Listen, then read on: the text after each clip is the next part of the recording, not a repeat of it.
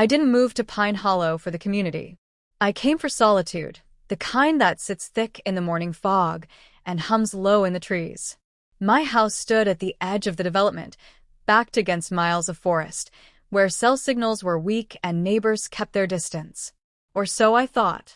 I bought the place in cash, renovated the basement into a reinforced habitat, and registered the property under my initials only. My intent was clear: privacy. But the one thing I didn't account for was Karen Strickland. She arrived 3 weeks after I moved in, knocking on my door like a drill sergeant at inspection. Neatly pressed khakis, pink sweater draped over her shoulders, and a plastic smile as sharp as broken glass. "I'm Karen, HOA president," she said before I could even ask. I kept the screen closed. "I didn't vote for an HOA president." She tilted her head. "It's a standing position. I was unanimously reappointed. Welcome to the community. We have rules." She handed me a packet as thick as a phone book, laminated tabs, color-coded sections, a post-it marking page 74, wildlife restrictions. I didn't bother reading it. "You have animals?" she asked, peering past me into the house. I keep to myself. That's not an answer. I didn't give her one. Just close the door. That should have been the end of it. But Karen was the kind of person who believed rules were sacred, so long as she got to write them. Over the next week, I received 3 violation notices, each more absurd than the last. My porch light was too dim, my mailbox was aesthetic noncompliant, and my rain barrels were unauthorized water collection devices. I ignored them all. Then she escalated. On a Tuesday morning, I stepped outside to find 2 animal control officers waiting in my driveway. Karen stood behind them, arms folded, eyes triumphant. "We received a tip about an exotic animal being housed on the property," one of the officers said. I exhaled slowly. "His name is Brutus. He's a retired Kodiak bear, rescued from an illegal petting zoo in Alaska. I have all federal permits and state authorization. He lives in a secured basement habitat, reinforced and monitored. He's harmless." Karen scoffed. "You're harboring a bear in a residential neighborhood. That's legal." I cut in, handing over the documentation. The officers scanned the paperwork, asked to see the enclosure. I obliged. Down in the basement, Brutus lounged beneath a heat lamp, his massive head resting on a bed of cedar chips. The space was spotless. A filtered water system, reinforced steel bars, and a digital lock on the only entry. One officer snapped a photo of Brutus licking a frozen pumpkin and laughed. "He looks like a big, furry rug," he said. "Everything checks out. You're clear." Karen's jaw tightened as they left. She didn't say another word, just glared and stormed back up the driveway, heels clicking like gunshots. I knew people like her. Power-hungry micromanagers drawn to order like flies to light. The HOA was her kingdom, and she couldn't stand that my house, my life, existed outside her control. I wasn't some passive homeowner. I'd spent 10 years in military intelligence. I'd been trained to detect threats long before they became dangerous. And Karen was beginning to look like a threat. Over the next few days, I noticed her pattern. She passed by my house 3, sometimes 4 times a day, always with her clipboard, always writing something down. My mail started arriving late. Trash collection skipped my address twice. Then one morning, my gate latch was mysteriously broken. Brutus began pacing more, picking up on my tension. He wasn't aggressive, never had been, but he was alert. Watching. Waiting. That's when I installed the extra cameras. High-res, infrared, motion-triggered. I wasn't paranoid. I was prepared. I didn't want conflict. But if Karen kept pushing, she'd eventually cross a line. And when she did, I hoped for her sake that Brutus would be the only one waiting on the other side. Karen didn't knock again. She escalated in the shadows. 3 nights after the animal control visit, I found a citation taped to my door. Non-compliant exterior surveillance equipment.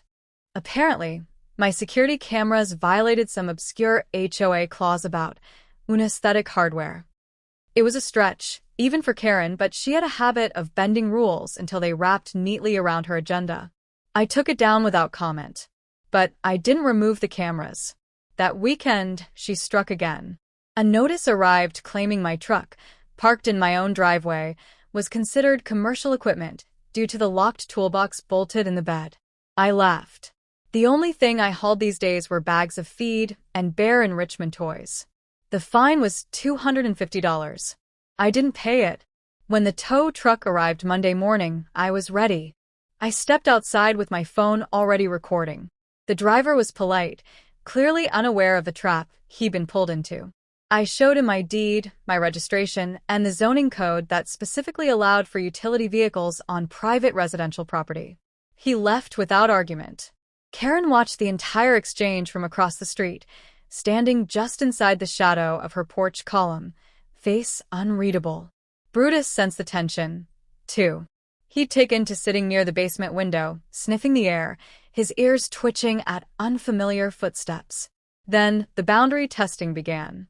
First, it was the broken motion light in the backyard. Then, muddy footprints near the basement entrance, too small for mine, too large for wildlife.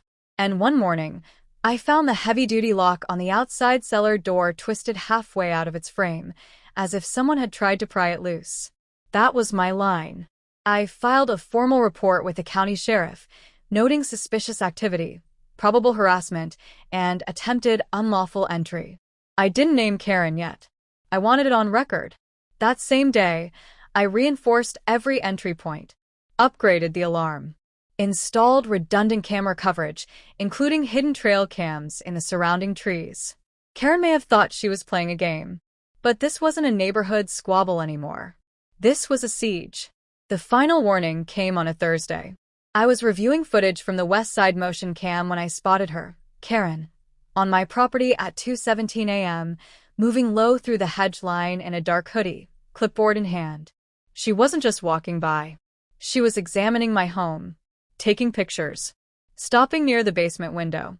I stared at the paused image on the monitor. It was her. No question. I considered confronting her, reporting her.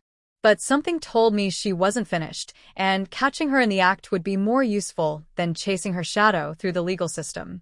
I could almost hear her rehearse defense already. I was walking my dog, or I was inspecting a light. No. I needed her to cross the line completely. So I baited the trap. I left the old security light disabled, just as she'd already broken it. I left one of the external cameras unplugged, visibly, and I set a digital alert to ping my phone if anything moved near the cellar entrance. Then I waited. 3 nights passed with nothing. The silence stretched taut, like the stillness before a storm. Even Brutus grew restless, pacing the basement during the early hours. Then came Saturday night. The ping came at 3:03 a.m., cellar motion. I slid out of bed, heart steady, and tapped into the live feed. There she was, Karen Strickland, dressed in black, crouched at the basement window, one gloved hand already pushing the glass pane open. She slipped inside with practiced ease, careful not to make noise. Her phone's flashlight flicked on, scanning the dark interior. I didn't stop her. She stepped further inside, past the food storage bins, past the water line. Her flashlight beam landed on the enclosure bars. Then Brutus stood up, 7 feet of fur and muscle, with small black eyes catching the light like marbles in oil. Karen froze. I watched her mouth something, probably a prayer, before her phone dropped with a clatter. Her legs kicked backward as she scrambled toward the window she'd come through. But she wasn't fast enough. Brutus didn't attack. He didn't need to. He advanced slowly, curious, the way he might investigate a fallen apple. She shrieked, sharp, raw, and scrambled up the wall, smacking her head on the beam above the window as she tried to escape. By the time I reached the basement, she was sprawled on the floor, panting, paralyzed in fear. I opened the cellar door, calm as ever, and flipped on the lights. "Well," I said, "that's one way to file a noise complaint." Karen didn't say a word as I escorted her out of the basement. Her face was bloodless, her hands trembling. I offered her a cold compress for the gash on her forehead. She refused, clutching her purse like a life vest as she staggered toward the front door. I didn't stop her. Let her walk out on her own. Let her process what she'd seen. Brutus watched from behind the reinforced gate, calm now, looking at the frozen salmon I'd left him earlier. He wasn't aggressive. He was just aware. The kind of awareness animals develop when they've spent too long being caged and misunderstood. I knew that feeling well. By sunrise, I'd already filed a police report. Unlawful entry, attempted break-in, endangerment of protected wildlife. This time, I named her. The footage was crystal clear, and the sheriff didn't argue. They promised to follow up within 48 hours. The HOA board tried to get ahead of it. By Monday, they issued a formal letter accusing me of reckless endangerment of a community member and demanded an emergency hearing to review the safety of exotic wildlife within the neighborhood limits. The irony nearly knocked me over.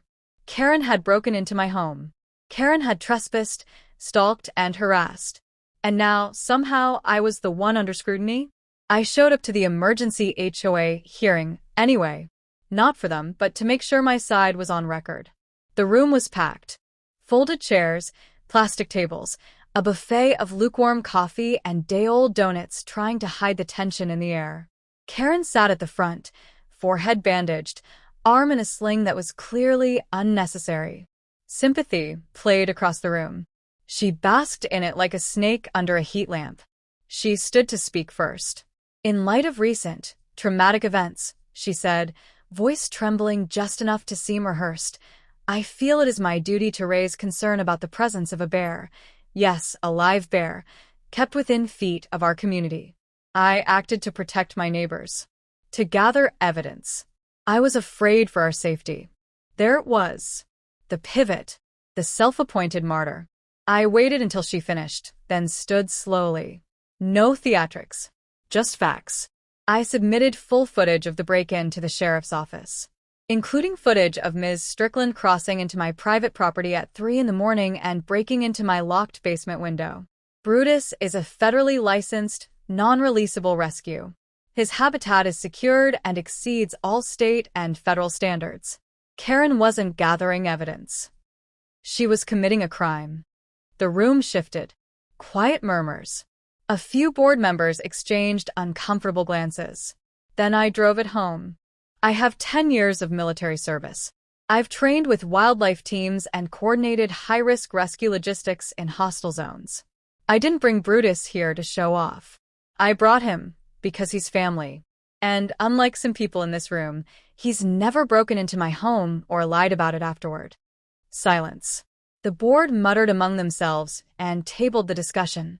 Karen didn't meet my eyes. She was unraveling. That night, I found my front lawn torn up, grass shredded, sprinkler head smashed, a black trash bag dumped across the porch. I didn't even need to guess. She was losing control, spiraling now that her power had been publicly challenged. But I didn't retaliate. I set one final trap. I printed a polite notice and posted it at the neighborhood entrance. Community Bear Safety Seminar, hosted by veteran handler. Meet Brutus, safely secured, and learn about legal wildlife rescue. Refreshments provided, all neighbors welcome. I expected 10 people.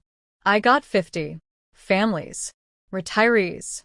Even a few HOA board members showed up out of curiosity. I kept Brutus secured behind triple reinforced glass, but let them watch as I fed him, explained his backstory, and answered every question calmly and transparently. It worked. People saw the truth. A massive, gentle creature who'd survived worse than Karen's paranoia. A soldier who'd found peace. And me, just a guy trying to live quietly with something he loved. Karen showed up late, watched from the curb. When our eyes met, she turned and walked away. She was losing the neighborhood. I didn't need to fight her anymore. She was already losing the war. 2 weeks after the seminar, the tone of the neighborhood shifted. Neighbors who once avoided my property now waved as they passed. A few even dropped off small thank you gifts, apple pies, hand-knit gloves, one rather elaborate wooden sign that read Brutus's Denver. I hung it proudly beside the mailbox. Karen, however, was unraveling. Her once tight grip on the HOA began to slip. People questioned her motives, her midnight patrols, her obsession with enforcing rules that didn't exist. And once word got around that she'd broken into my home, and then tried to spin it as a safety concern, the sympathy dried up fast. Then came the letter. Certified. Official.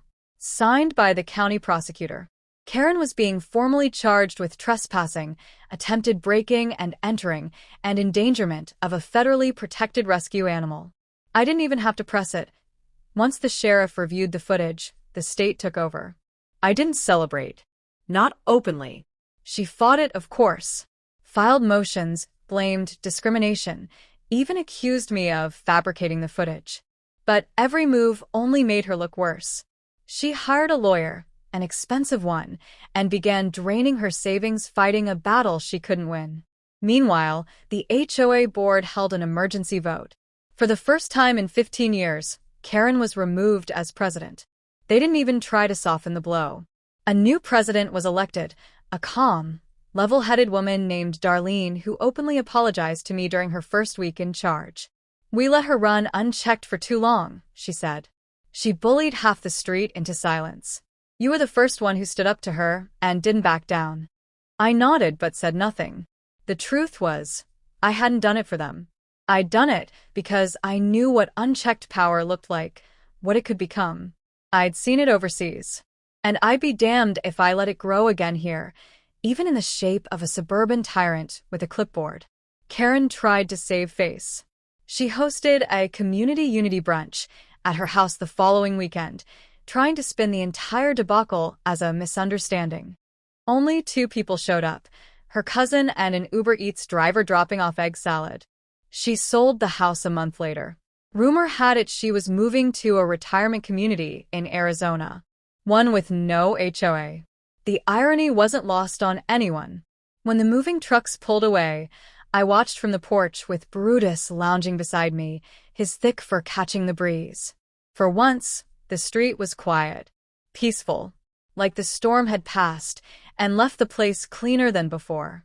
Brutus snorted, then nosed at my hand. I scratched behind his ears, where he liked it most. We'd earned this peace. A few days later, Darlene stopped by again. "We're rewriting the bylaws," she said. "Taking out the nonsense. Making it fair. I was wondering if you'd consider helping." I hesitated. I hadn't joined a committee since basic training, and I had no interest in HOA politics. But as I looked out across the quiet, recovering neighborhood, the place Brutus and I called home, I realized maybe that was exactly why I should. So I agreed. I helped strip the rules down to what mattered: safety, respect, fairness. We killed the arbitrary fines, the power-tripping patrols, the surveillance disguised as neighborhood watch. And as the weeks passed, something unexpected happened. This place started to feel like home. Not a battlefield. Not a prison. Not even a bare cave with a view. Just home. Brutus became something of a mascot. Kids started drawing him in chalk on the sidewalk. A local paper ran a story on the veteran and the bear, complete with a photo of the 2 of us sitting on the porch. Brutus looked dignified. I looked tired, but satisfied. Sometimes, life doesn't give you a clean win. Sometimes, justice is slow, or messy, or incomplete. But not this time. This time, the intruder got caught. This time, the liar was exposed. And this time, the bear didn't need to maul anyone to make a point. He just had to stand up.